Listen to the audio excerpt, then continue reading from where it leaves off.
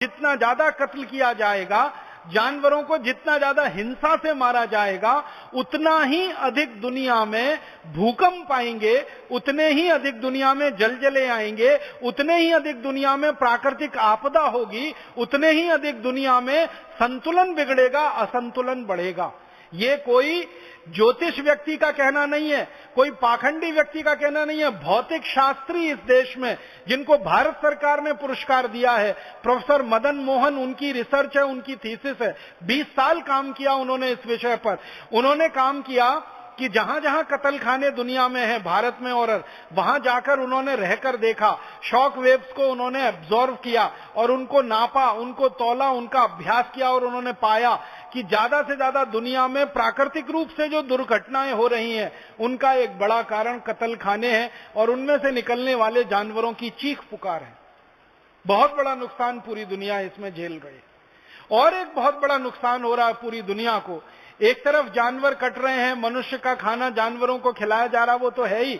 मनुष्य के लिए जो स्थान सुरक्षित है रहने के लिए और जीवन यापन करने के लिए, उस स्थान को जानवरों के लिए आरक्षित किया जा रहा है। क्योंकि ये जो कत्ल खाने बनते हैं, इन कत्ल खानों की जगह 1-2 वर्ग मीटर की नहीं होती, 1-2 वर्ग किलोमीटर की नहीं होती, हजारों वर्ग किलोमीटर में कत्ल खानों के चरागाह बनाए जाते हैं और उनमें रेंच बनाए जाते हैं।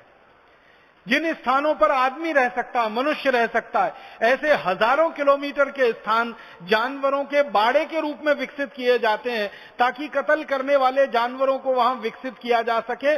मैं एक और छोटा सा उदाहरण आपको देना चाहता हूं, कितनी क्रूरता है इस दुनिया में, जो जानवरों की हिंसा करने वाली दुनिया है या अत्याचार करने वाली दुनिया है। गाय के बछड़े का मांस अभी पूरी दुनिया में लोकप्रिय हो रहा है। गाय का मांस तो सारी दुनिया में बीफ के नाम पे खाया जाता है। व्हील नाम पर एक मांस बनता है जो गाय के बछड़े का होता है। ये व्हील मांस यूरोप और अमेरिका में सबसे ज्यादा खाया जाता है।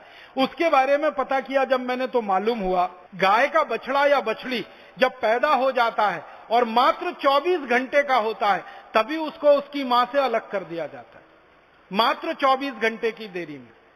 आप जानते हैं गाय वैसी ही है जैसे कोई मां होती है, जैसे कोई स्त्री होती है।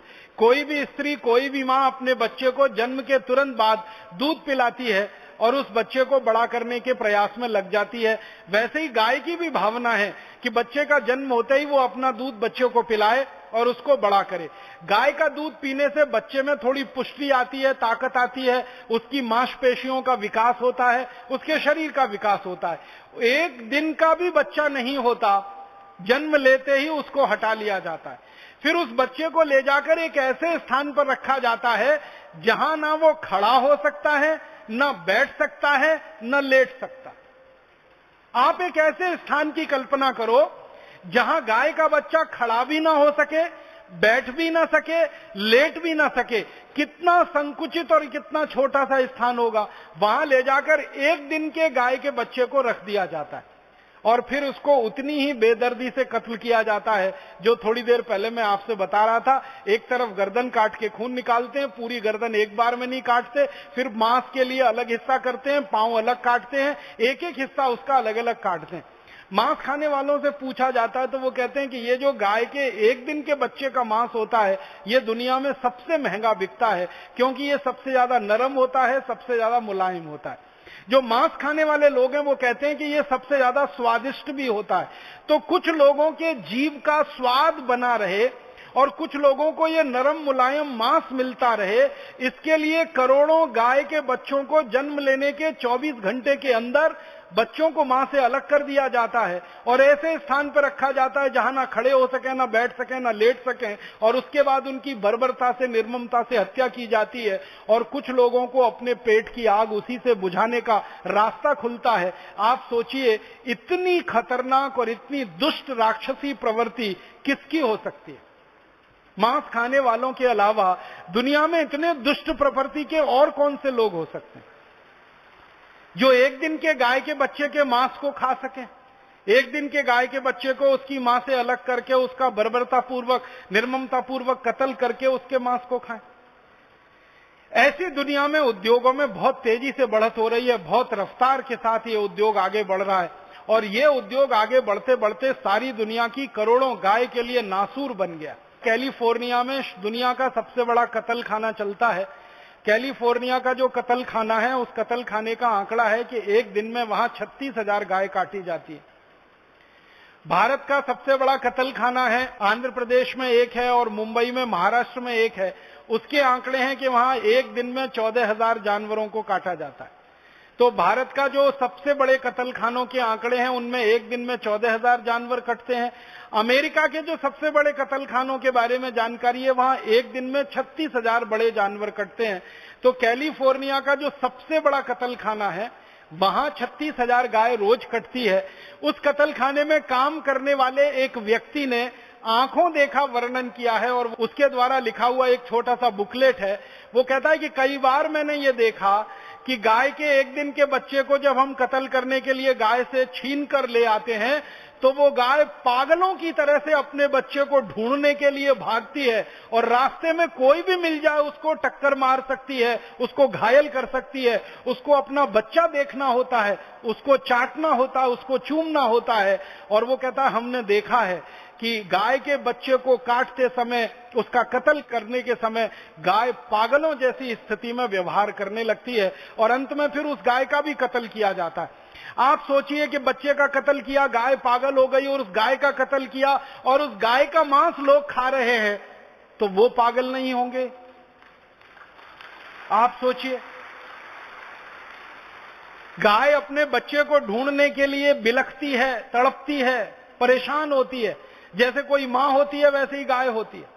तो अमेरिका के कैलिफोर्निया के कत्ल खाने में काम करने वाला आदमी लिखता है अपनी उस बुकलेट में कि मैंने कई बार अपनी आंखों से देखा है कि गाय पागलों की तरह से घूमती है, बच्चे को ढूंढती है, जब नहीं मिलता है और रास्ते में कोई भी मिल जाए उसको, वो उसको टक्कर मार देती है, घायल कर देती है। इतनी शक्ति उस गाय में पैदा हो जाती है। हालांकि वो गाय एक ही दिन की सद्य प्रसूता होती है, माने एक दिन पहले ही मां बनी होती है, फिर भी अपने बच्चे को ढूंढने के लिए तड़पती है और इतनी ताकत उसमें आ जाती है।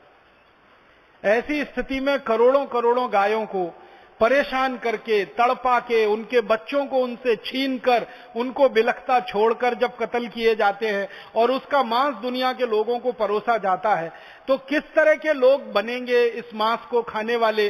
किस तरह की वृत्ति होगी ऐसे लोगों की जो इस तरह का मांस खाते हैं? आप उसका अंदाजा लगा सकते हैं। हमारे भारत में हजारों वर्षों से एक बात कही जाती है और वो बात 100% सच है, जैसा खाओ अन्न वैसा बने मन। अगर आप ऐसे तड़पती हुई गाय के, बिलखती हुई गाय के बछड़े का मांस खाएंगे, अगर आप ऐसी तड़पती हुई गाय, बिलखती हुई गाय का मांस खाएंगे, या जानवरों के ऊपर क्रूर हिंसा द्वारा पैदा किए हुए मांस को आप खाएंगे, तो आपके मन में सात्विकता तो आ ही नहीं सकती। आपके मन में कोई खतरनाक किस्म की वृत्ति ही जन्म लेगी, कोई राक्षसी वृत्ति ही जन्म लेगी, कोई दुष्ट वृत्ति ही जन्म लेगी। और शायद उस दुष्ट वृत्ति और राक्षसी वृत्ति का अंतिम दुष्परिणाम वही होगा कि दुनिया में खतरनाक किस्म के चोर, डकैत, लुच्चे, लफंगे, लुटेरे, बलात्कारी, व्यभिचारी लोग पैदा हों जो इस तरह के मांस को खाने के बाद निकलें। उनमें से सात्विक लोगों के निकलने की तो दूर दूर तक संभावना नहीं, क्योंकि हम जानते हैं और मानते हैं जैसा खाओ अन्न वैसा बने मन। तो इस तरह का मांस अगर खाते हैं और उस तरह के मांस को खाकर हम हमारा जीवन चलाते हैं और उसको आगे बढ़ाते हैं, तो इससे ज्यादा तो खराब लोगों के पैदा होने का दूसरा कोई तंत्र दुनिया में नहीं है। इसलिए मुझे ऐसा लगता है कि ये मांस खाने वाले लोगों के बारे में और मांस का उत्पादन करने लोगों के बारे में सारी दुनिया में एक राय बननी चाहिए और एक अभियान चलना चाहिए कि हर मांसाहारी आदमी को समझाया जाए और उसको शाकाहारी बनाया जाए और मांस पैदा करने वाले उद्योगों को कहा जाए कि भाई तुमको पैसा कमाना है, उद्योग चलाना है, रोजी रोटी चलानी है, तो दुनिया में बहुत सारे अच्छे काम है करने के लिए। गेहूं का उत्पादन करो, मांस का उत्पादन क्यों करते हो? चावल का उत्पादन करो, मांस का उत्पादन क्यों करते हो? दूध का उत्पादन करो, मांस का उत्पादन क्यों करते हो? दही और घी का उत्पादन करो, मांस का उत्पादन क्यों करते हो? क्योंकि दूध, दही, घी भी उन्हीं जानवरों से मिलता है जिन जानवरों से मांस मिलता है। एक छोटी सी बात और मैं आपसे कहना चाहता हूं, वो ये कि सारी दुनिया में मांस से बनने वाला जो भोजन है और सबसे ज्यादा जो बिकने वाला भोजन है उसको हैमबर्गर कहते हैं। उसको शॉर्ट में बर्गर कह देते हैं, उसका मूल नाम है हैमबर्गर। ये हैमबर्गर जो बनाया जाता है ये गाय के मांस से बनाया जाता है। ये गाय के मांस से बनने वाला हैमबर्गर ये बनता है, मैं थोड़ी देर जो पहले बता रहा था, गाय के 1 दिन पहले के पैदा हुए बच्चे के मांस से हैमबर्गर उसी से बनता है। गाय का बछड़ा जो पैदा हुआ 24 घंटे में गाय से उसको अलग कर दिया, उसका कत्ल करके जो मांस पैदा हुआ उससे हैमबर्गर बनता है। तो ये जो हैमबर्गर बनाया जाता है सारी दुनिया में, और इसको बनाने वाली जो कंपनी है पूरी दुनिया में, वो इसी तरह गाय का पालन करती हैं और बछड़ों को गायों से अलग कर करके उनका मांस बनाते हैं। अब ये हैमबर्गर बनाते समय इसका रंग सफेद रहे और इसका रंग लाल हो जाए, उसकी कीमत में जमीन आसमान का अंतर आ जाता है। अगर सफेद रंग का मांस है वो बहुत कीमती है, लाल रंग का मांस हो जाएगा उसकी कीमत गिर जाती है। तो गाय का बछड़े का मांस हैमबर्गर बनाते समय पूरा सफेद रहे, एकदम व्हाइट एंड व्हाइट रहे, उसमें थोड़ा भी लाल रंग ना आने पाए, रेडिश ना होने पाए, इसके लिए गाय को बहुत सारे दिनों तक भूखा रख के उसको एनीमिया का शिकार बनाया जाता है। आप जानते हैं एक बीमारी होती है एनीमिया, जिसको हम सब कहते हैं ना, रक्त की कमी, खून की कमी, रक्त की अल्पता, खून की अल्पता। तो गाय के शरीर में अगर खून जरूरत से ज्यादा है तो उसका जो मांस निकलेगा और उसके बच्चे का मांस निकलेगा वो हल्के लाल रंग का हो जाएगा। लेकिन हल्के लाल रंग का जो मांस है उसकी कीमत गिर जाती है दुनिया में, वो कम कीमत पे बिकता है। इसलिए ज्यादा कीमत पर मांस बिके गाय के बछड़े का, अधिक कीमत मिले, इसके लिए गाय को एनीमिया नाम की बीमारी का शिकार बनाते हैं, रक्त की अल्पता नाम की बीमारी का शिकार बनाया जाता है। और गाय को इस बीमारी का शिकार बना के उसके बच्चे को इस बीमारी में लाया जाता है। तो गाय जब गर्भवती होती है, मां बनने वाली होती है, तो गर्भ के समय में उसको जो पोषण मिलना चाहिए ताकि उसको रक्त की कमी ना हो, खून की कमी ना हो, जैसे हम हमारे घर में हमारी मां की देखभाल करते हैं जो गर्भवती होती है, और हमेशा ये ध्यान रखा जाता है कि गर्भवती मां को कभी भी रक्त की कमी ना हो, खून की कमी ना हो, इसके लिए डॉक्टर अलग तरह से दवाएं लिखता है, घर वाले भोजन की अलग व्यवस्था करते हैं। ऐसे ही गाय के साथ होता है। लेकिन ये कितने क्रूर लोग हैं, कितने दुष्ट लोग हैं जो मांस का उत्पादन करते हैं पूरी दुनिया में, कि ये हैमबर्गर बनाना है, सफेद रंग का मांस मिले तो ज्यादा अच्छा बनेगा, तो उसके लिए गाय के खून में कमी आए, गाय के बच्चे के खून में कमी आए, तो गाय को गर्भावस्था में पूरा खाना नहीं देते, आधा भूखा रखते हैं उसको। कभी कभी तो उसके कुल भूख का मात्र 1/3 खाना ही देते। और कितने दिन, लगभग गाय के पूरी गर्भावस्था के समय में, जो वो लगभग 9 महीने 10 महीने तक, गाय लगभग 9 महीने में मां बनती है, भैंस लगभग 10 महीने में मां बनती है। तो गाय को 9 महीने तक लगातार पूरा भोजन ना देकर, कम भोजन देकर, उसकी जरूरत का 1/3 और आधा ही भोजन देकर उसको जिंदा रखा जाता है।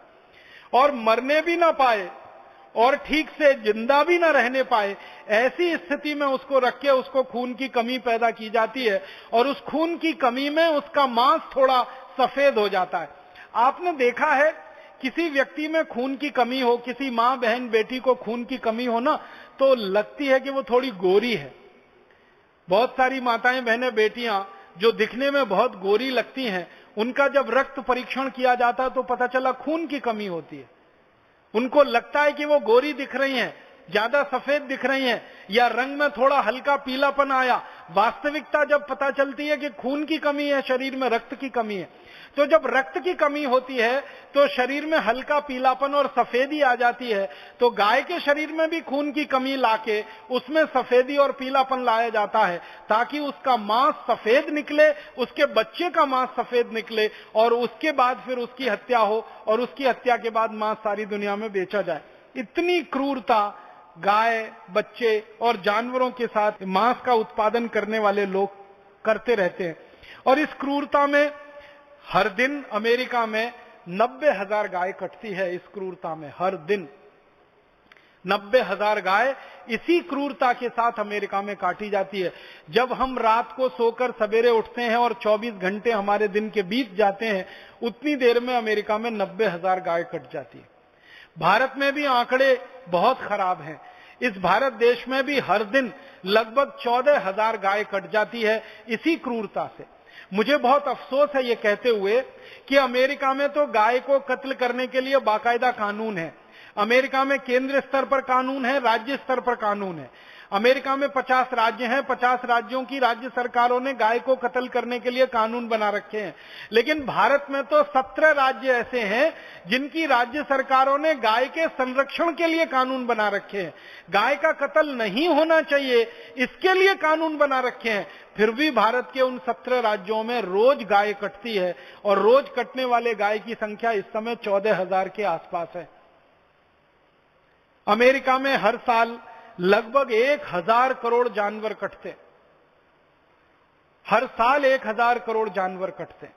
इसी तरह यूरोप के देशों में हर साल करीब 700 करोड़ जानवर कटते। इसी तरह चीन में हर साल लगभग 350 से 400 करोड़ के आसपास जानवर कटते हैं, और भारत में हर साल मैंने आपसे कहा करीब 10 करोड़ जानवर कटते हैं। सारी दुनिया में ये कटने वाले जानवरों की संख्या लगातार बढ़े और इसकी वृद्धि हो, इसके लिए मांस उत्पादन करने वाली कंपनियां लगी हुई हैं। सारी दुनिया में सबसे ज्यादा शोध हुई है पिछले 50 साल में इस विषय पर कि शाकाहारी जीवन अच्छा या मांसाहारी जीवन अच्छा। दुनिया के सभी वैज्ञानिकों ने और डॉक्टरों ने यह बताया है, अमेरिका के भी वैज्ञानिक, यूरोप के भी वैज्ञानिक, भारत के भी वैज्ञानिक, चीन के और लैटिन अमेरिका के, दुनिया के सभी क्षेत्रों के वैज्ञानिक इस बात पर सहमत हैं कि शाकाहारी व्यक्ति ज्यादा स्वस्थ होता है, मांसाहारी व्यक्ति हमेशा बीमार रहता है और हमेशा तकलीफों में रहता है। इनको अगर आंकड़ों में मैं बताने की कोशिश करूं तो एक शाकाहारी आदमी को एक मांसाहारी आदमी की तुलना अगर करें तो एक मांसाहारी आदमी में शाकाहारी आदमी की तुलना में 23 गुना ज्यादा जल्दी कैंसर होने की संभावना होती है। इसको ऐसे समझने की कोशिश करें कि एक साधारण आदमी में अगर साल भर में कैंसर विकसित होने की संभावना है, तो मांसाहारी आदमी में उससे 23 गुना कम समय में कैंसर होने और विकसित होने की संभावना। इसको और सरल भाषा में समझाऊं, एक शाकाहारी आदमी को 23 साल में अगर कैंसर होगा तो एक मांसाहारी आदमी को 1 साल में ही हो जाएगा, और मरने की संभावना उसकी 1 साल में ही पैदा हो जाएगी। मतलब इसको ऐसे कहें कि शाकाहारी आदमी 23 साल ज्यादा जिंदा रहेगा, मांसाहारी आदमी उससे 23 साल पहले मरेगा कैंसर की स्थिति में। इसी तरह से डायबिटीज है और हार्ट अटैक है।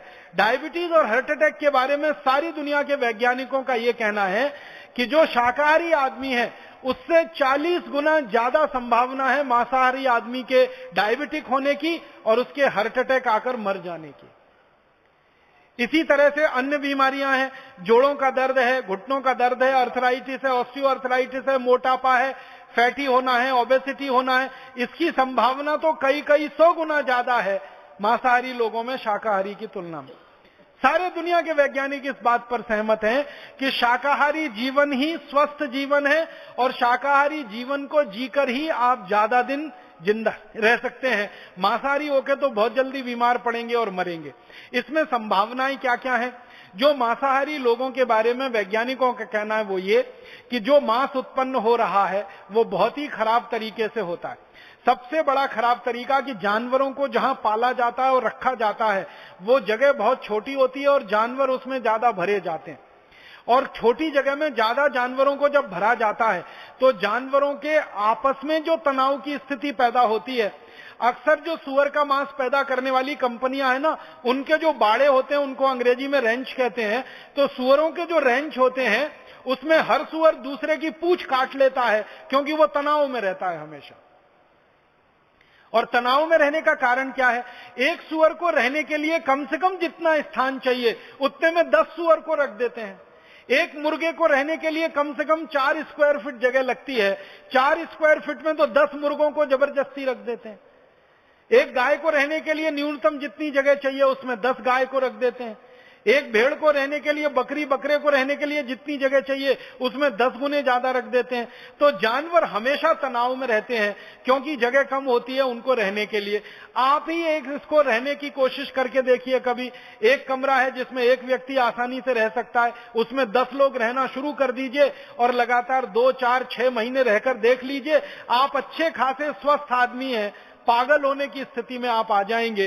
तनाव इतना बढ़ जाएगा, चिड़चिड़ापन आपको इतना बढ़ जाएगा, परेशानियां आपको इतनी बढ़ जाएंगी। तो वो जानवर तो महीनों ऐसे ही रहते हैं, उनको तनाव बहुत होता है।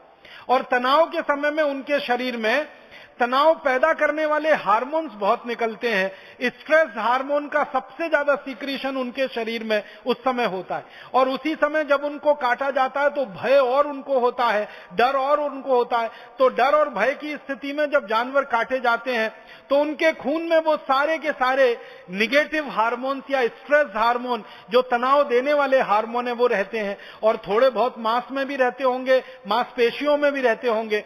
और मांसपेशियां और मांस का ही हिस्सा है जो लोग खाते हैं, तो उनके शरीर में वो सब जाते हैं और उसके कारण तरह तरह की बीमारियां लोगों को होती हैं।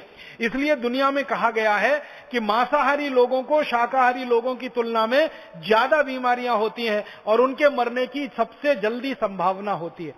इसके अलावा दुनिया में और एक महत्व की बात देखी गई है, वो ये कि जो शाकाहारी लोग हैं उनमें दया, प्रेम, करुणा ये सबसे ज्यादा तीव्र गति से और सबसे उच्च स्थिति में मिलती है। सारी दुनिया में कई जगह अभ्यास किया गया, कई जगह अध्ययन किया गया, अलग अलग समूह बनाकर, एक तरफ मांसाहारी लोग हैं, एक तरफ शाकाहारी लोग हैं, तो देखा यह गया कि जो शाकाहारी लोग हैं उनमें दया है, उनमें प्रेम है, उनमें करुणा है, उनमें वात्सल्य है, उसमें ममता है, उसमें ममत्व है। सब तरह के मानवीय गुण सबसे ज्यादा शाकाहारी लोगों में है। और हिंसा है, हिंसा के साथ साथ चोरी, चपाटी, डकैती, बलात्कार की भावना, एक दूसरे को दुष्टता के स्तर पर देखने की भावना, एक दूसरे को नुकसान पहुंचाने की भावना, ये सबसे ज्यादा देखी गई है मांसाहारी लोगों में होती है। और दुनिया में हम देख भी रहे हैं कि इस समय जो हिंसा का सबसे बड़ा दौर चल रहा है पूरी दुनिया में, जहां सबसे ज्यादा हिंसा हो रही है पूरी दुनिया में, आप ध्यान दीजिए वो सारा का सारा इलाका मांसाहारी लोगों का है। और मांसाहारी लोगों के इलाके में होने वाली जो हिंसा है वो जल्दी खत्म नहीं होती है। 10, 20, 50 साल नहीं, सैकड़ों सैकड़ों साल वो हिंसा चलती है और इस हिंसा में से प्रतिहिंसा चलती है और वो पूरा इलाका हमेशा के लिए अशांत और अशांति में डूब जाता है। दुनिया में जहां शाकाहार बहुत ज्यादा है उन देशों में आप देख लो काफी शांति मिलेगी। मैंने ये देखा इस अध्ययन में कि जो शाकाहारी लोग हैं वो गरीब हैं, भुखमरी के शिकार हैं, उनमें कुछ महामारियां भी हो सकती हैं, लेकिन सबसे ज्यादा शांति उन्हीं के इलाके में है जहां सबसे ज्यादा शाकाहारी लोग हैं पूरी दुनिया। और जहां मांसाहारी लोग हैं उनमें अमीरी हो सकती है, उनमें अमीरी है, उनमें समृद्धि है, उनमें संपत्ति है, लेकिन सबसे ज्यादा हिंसा उनके बीच में है और मानसिक हिंसा सबसे ज्यादा है, सबसे ज्यादा अशांति उनके बीच में। दुनिया में जिन देशों में मांस सबसे ज्यादा खाया जाता है वहां मानसिक रोगी सबसे ज्यादा है। एक छोटे से देश की कहानी बताता हूं। स्पेन नाम का एक देश है और स्वीडन नाम का एक देश है। स्वीडन को दुनिया में कहा जाता है सबसे ज्यादा अमीर देश है। स्वीडन को कहा जाता है वहां विकास का मानदंड सबसे ऊंचा है। परम पूजनीय स्वामी जी थोड़ी देर पहले अपने व्याख्यान में कह रहे थे ना कि संयुक्त राष्ट्र की जो रिपोर्ट बनती है मानवीय विकास की सूचकांक रिपोर्ट, उसमें स्वीडन हमेशा नंबर 1 पर रहता है, भारत हमेशा 136 नंबर पर रहता है। स्वीडन के बारे में कहा जाता है कि वहां के लोगों को कोई दुख नहीं है, कोई तकलीफ नहीं है, कोई परेशानी नहीं है, उनके यहाँ भ्रष्टाचार नहीं है, उनके यहाँ मारामारी नहीं है, उनके यहाँ वगैरह वगैरह बहुत सारे दुख नहीं है। उस स्वीडन के बारे में अभी मैं थोड़ा अभ्यास कर रहा था, यही शाकाहार मांसाहार के हिसाब से। तो स्वीडन है तो छोटा सा देश, लेकिन मांस सबसे ज्यादा खाया जाता है और मांस का उपभोग सबसे ज्यादा है। तो स्वीडन के कुछ डॉक्टरों ने और वैज्ञानिकों ने एक अध्ययन किया, वो इस बात के लिए कि स्वीडन की सड़कें दुनिया में सबसे अच्छी हैं, सबसे अच्छी सड़कें हैं पूरी दुनिया में स्वीडन में है। ऐसा कहा जाता है कि स्वीडन की सड़कें हैं वो रबर की सड़कें हैं। जैसे आप रबर की सड़क पर चल रहे हैं तो स्वीडन की सड़कें इतनी अच्छी हैं। लेकिन स्वीडन के वैज्ञानिकों का कहना है कि सबसे ज्यादा दुनिया में पीठ दर्द के मरीज अगर कहीं हैं तो वो स्वीडन में ही है। जिनकी सड़कें सबसे अच्छी हैं, जहां पर गाड़ी ऐसे चलती है जैसे पानी में मछली फिसलती हो, वहां के लोगों के पीठ में दर्द क्यों होना चाहिए? भारत जैसे देश की सड़कों के बारे में यह कहा जाए तो समझ में आता है क्योंकि भारत में तो सड़कें कम है, खड्डे ज्यादा हैं। यहाँ तो सड़क के बीच में खड्डे नहीं है, खड्डों के बीच में से सड़क निकलती है। यहाँ के लोगों के पीठ में दर्द हो तो समझ में आता है पूरी दुनिया में सबसे ज्यादा, लेकिन स्वीडन के लोगों के पीठ में सबसे ज्यादा दर्द क्यों है? तो वहां के वैज्ञानिकों का कहना है कि ये साइकोसोमेटिक डिसऑर्डर है। वहां के लोगों को मनोदैहिक, जो चिकित्सा करने वाले वैज्ञानिक है वो कह रहे हैं कि इसकी ज्यादा असंतुलन में से पैदा हुई बीमारियां हैं, उनका सड़कों से कोई लेना देना नहीं है। और उनका कहना है कि ये बीमारियों का एक बड़ा कारण उनके यहाँ है, वो मांसाहारी भोजन है और मांसाहारी जीवों की हत्या है और उनसे निकलने वाली हिंसा है। तो ये अभी अध्ययन सारी दुनिया में हो रहे हैं और बता रहे हैं कि कैंसर ज्यादा हो रहे हैं, डायबिटीज ज्यादा हो रही है, हार्ट अटैक ज्यादा हो रहे हैं, ब्रेन हेमरेज ज्यादा हो रहे हैं, कोलेस्ट्रॉल ज्यादा बढ़ रहा है, मोटापा ज्यादा बढ़ रहा है, हमारे घुटनों के दर्द, कमर के दर्द, कंधों के दर्द ज्यादा बढ़ रहे हैं मांसाहारी लोगों को। तो हम क्यों फालतू में इस दुनिया में जाएं, मांस खाने वाले बने? इसलिए मेरा आप सभी से एक विनम्र निवेदन है। मैं तो ये मान के आपसे ये बात कह रहा हूं कि हम में से तो शायद ही कोई भारत स्वाभिमान का कार्यकर्ता होगा जो मांसाहारी अब तक बचा होगा, अन्यथा तो वो शाकाहारी हो गया होगा। प्राणायाम करते करते, योग करते करते, बार बार आस्था चैनल पर परम पूजनीय स्वामी जी का व्याख्यान सुनते सुनते अब तक तो सभी भारत स्वाभिमान के जो कार्यकर्ता हैं, भारत स्वाभिमानी हैं, वो सब शाकाहारी हो गए होंगे। लेकिन गलती से कोई एक आध बच गया है तो अब हो जाना चाहिए, उसको बहुत जल्दी से जल्दी शाकाहारी हो जाना चाहिए, उसको मांसाहारी रहना ही नहीं चाहिए। अभी कई बार ये मांसाहारी लोग एक कुतर्क देते हैं, वो ये देते हैं कि मांस में प्रोटीन ज्यादा मिलती है, और प्रोटीन का दूसरा हमारे पास कौन सा स्रोत है अगर हम मांस नहीं खाएं तो? आपको सुनकर ताज्जुब होगा और हैरानी होगी कि मांस में जितनी प्रोटीन मिलती है लगभग उतनी ही और उससे थोड़ी ज्यादा प्रोटीन हमको दालों में मिलती है। अगर आप 1 किलो मांस खाते हैं और 1 किलो मांस में जितनी प्रोटीन आपको मिलने वाली है उससे ज्यादा प्रोटीन 1 किलो मूंग की दाल खा लो, उसमें मिल जाएगी आपको। 1 लीटर दूध पी लो, उसमें उससे ज्यादा प्रोटीन आपको मिल जाएगी। और 1 लीटर जो है ना, अगर आपको कैल्शियम चाहिए और कैल्शियम के साथ साथ दूसरे माइक्रो न्यूट्रिएंट्स चाहिए तो 1 किलो मांस खाने से अच्छा है 1 लीटर गन्ने का रस पी लो, 1 लीटर संतरे का रस पी लो, 1 लीटर मौसम्मी का रस पी लो, गाजर का रस पी लो, टमाटर का रस पी लो। मांस से तो कई गुना सस्ता है और कैल्शियम देने में मांस से ज्यादा आगे है, प्रोटीन देने में आगे है, हजम बहुत जल्दी हो जाता है, पाचन उसका बहुत जल्दी हो जाता है। तो 1 किलो मांस खाने से अच्छा 1 किलो दूध पीना, 1 किलो मांस खाने से अच्छा 1 किलो दाल खाना, 1 किलो मांस खाने से अच्छा 1 लीटर जूस पी लेना। हर स्थिति में शाकाहारी भोजन मांसाहारी भोजन से क्वालिटी में बहुत अच्छा है और कीमत में बहुत सस्ता है।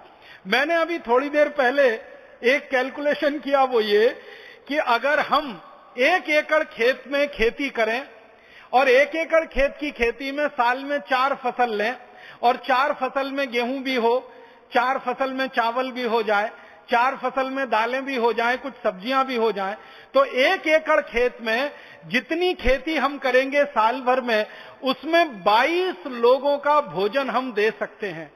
1 एकड़ खेत में खेती करके 22 लोगों का पेट भरा जा सकता है पूरे साल में जितना उत्पादन होगा। उसी 1 एकड़ खेत में जितना अन्न पैदा हो उस पूरे अन्न को किसी जानवर को खिलाया जाए और उसका मांस पैदा किया जाए तो उस मांस से पूरे साल में सिर्फ 2 लोगों का ही पेट भर सकता है।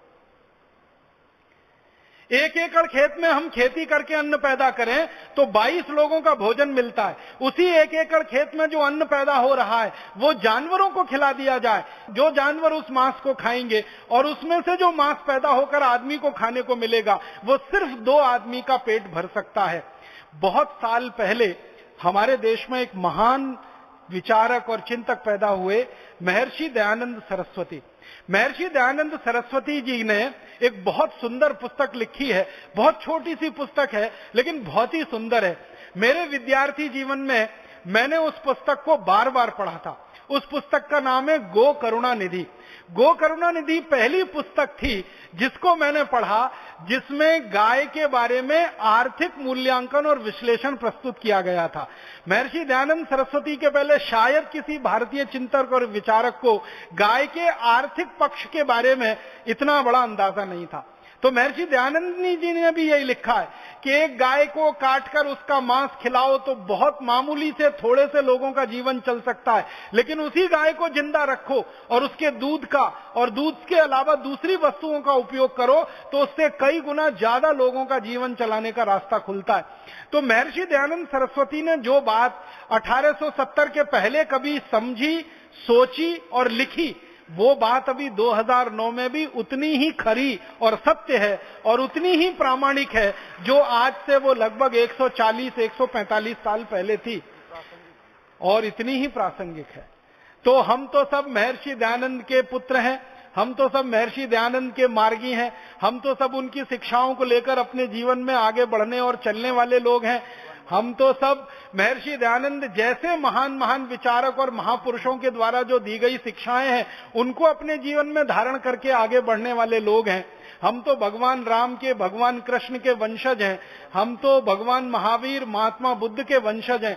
भगवान महावीर का तो सारा जीवन ही दया, प्रेम, करुणा की शिक्षा देने में और लोगों को शाकाहारी बनाने में ही बीता है।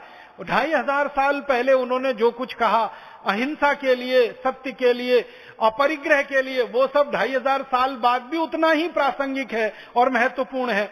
तो भगवान महावीर की शिक्षाएं हो, महात्मा बुद्ध की शिक्षाएं हो, या हमारे देश में महर्षि दयानंद की शिक्षाएं हो, या महात्मा गांधी जैसे लोगों, विचारकों की शिक्षाएं हो, इन सबके आदर्शों को लेकर हम तो चलने वाले लोग हैं। भारत स्वाभिमानी है हम सब। तो मुझे लगता है कि हमको तो जल्दी से जल्दी इस रास्ते पे चलकर दूसरों को तेजी से शाकाहारी बनाने के लिए काम में लग जाना चाहिए, ताकि भारत की जो 30% आबादी गलती से, अज्ञान से मांसाहार की तरफ बढ़ गई है। भारत में तो अभी गनीमत है कि 30% आबादी ही गलती से मांसाहार की तरफ बढ़ी है, अज्ञान के कारण मांसाहार की तरफ बढ़ी है। इस 30% भारत की आबादी को जल्दी से शाकाहारी बना ले और दुनिया की आबादी को शाकाहारी बनाने के लिए काम में लग जाएं।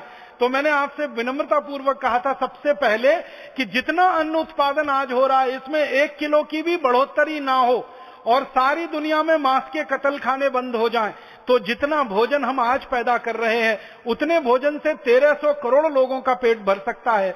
अभी तो हम सिर्फ 650 करोड़ हैं पूरी दुनिया में। माने पूरी दुनिया की भूख मिट सकती है, पूरी दुनिया की बेबसी खत्म हो सकती है, लोगों की लाचारी खत्म हो सकती है। हर दिन 40,000 लोग, बच्चे भूख से जो मर रहे हैं उनको बचाया जा सकता है।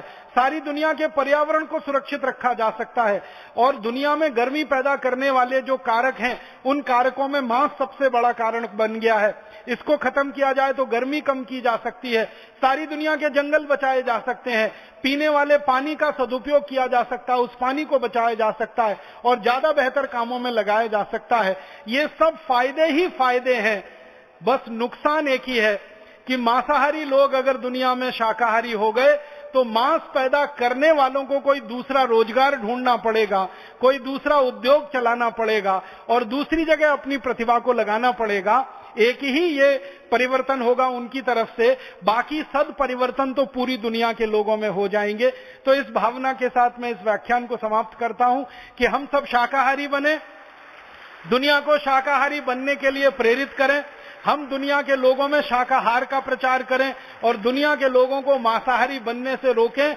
जानवरों के ऊपर दया करें, उनके ऊपर प्रेम करें, उनके ऊपर करुणा करें, क्योंकि हम भारतवासी मानते हैं कि हम में जैसी आत्मा है जानवरों में भी वैसी आत्मा है। आत्मा हमारी और जानवरों की समान है। जब आत्मा उनकी और हमारी समान है और हम एक ही परमपिता ईश्वर की संतान है तो हम सब भाई बहन ही जैसे हैं और जानवर भी हमारे भाई बहन जैसे हैं, संबंधी जैसे ही है।